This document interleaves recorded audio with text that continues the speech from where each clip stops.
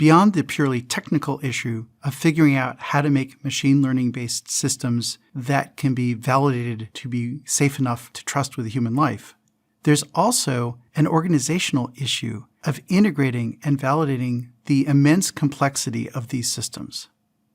Recently, Volkswagen released the ID.3 vehicle, and it had numerous software problems.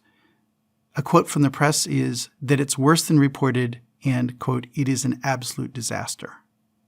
Some follow-up reporting said that an internal source from Volkswagen explained that ID.3's software issues were mostly due to lack of qualified personnel.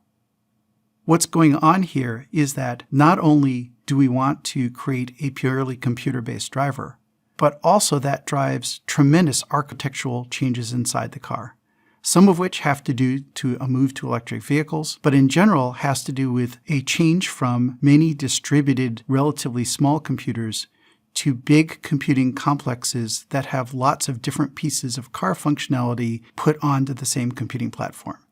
That creates a huge integration and validation issue that was previously managed by suppliers, but now ends up in the laps of the system integrators. For the most part, the system integrators are having a tough transition to acquire the skill set and the personnel to make this happen.